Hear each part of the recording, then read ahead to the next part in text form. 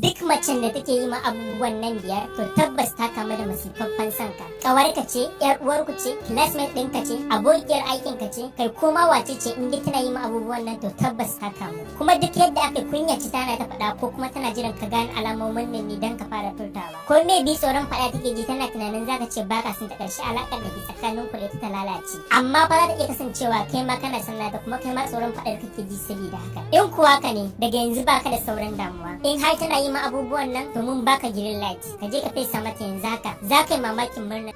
Na biyar, satar kallon ka. Muna satar kallon abu ne kacal, abin da yake matukar burgin da kuma abin da yake matukar bamu mamaki. Kuma duk sanda ka kawo mai satar kallon ka za ka iya gane wanda yake yi ma a ciki. Sannan da akwai wani abu da yake da kayatarwa game da satar kallo shine da wuya mace tana satar kallon ka ba tare da ka kama ta ba, amma fa duk da ka ba zai sa ta iya denawa ba. Dalili kuwa shine za ta iya ɓoye zuciyarta amma fa ba za ta iya ɓoye wa idanuwanta kallon abin begenta ba.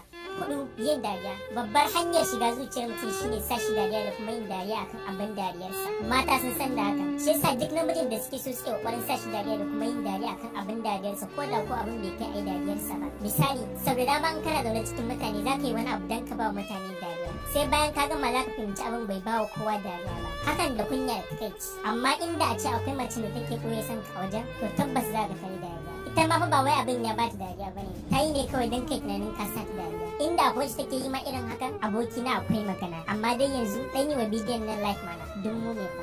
Na 3, tambaya akan rayuwar soyayyarka. Kamar irin cewa kana da budurwa ko wacce irin budurwa kake so, yaushe za ka yi aure, me ya burge ka game da mata, ko wace ce wacce da kuke tare da ita, ko kuma irin cewa ainihin namiji dogo nake so in kai dogo ne, ko kuma cewa ai saurayi mai gemu nake so in kai mai gemu ne. Tambayoyi irin wayannan alamu ne na tana son ka kuma tana son sanin irin macen da kake so don ta kokarin zama irin ta. Na 2, kai hakuri ko ka hakura. Mace da take yawan baka hakuri akan karamin abu wani lokacin ma ba laifin ta bane, amma still za ka tana ta cewa kai hakuri. Abin da yasa shine in kana fushi abin da yake cikin zuciyarta sukar ta yake yi, shi yasa bata damu da laifin ta bane ko naka, sai dai kawai bata son ta ga ranka a ɓaci. Na 1, ƙawayenta sun sani. In ka lura da ƙawayenta za ka gane, domin duk sanda ka wuce inda suke ko kuma ka haɗu da su za ga suna zungurar junansu da yin magana ƙasa-ƙasa. Ka kuma lura za ga dukkanin su ita suke kalla sannan su kuma kalle ka. Sun san dalilin da yasa suke hakan, bari in yi shiru ba sai na tuna musu asiri ba.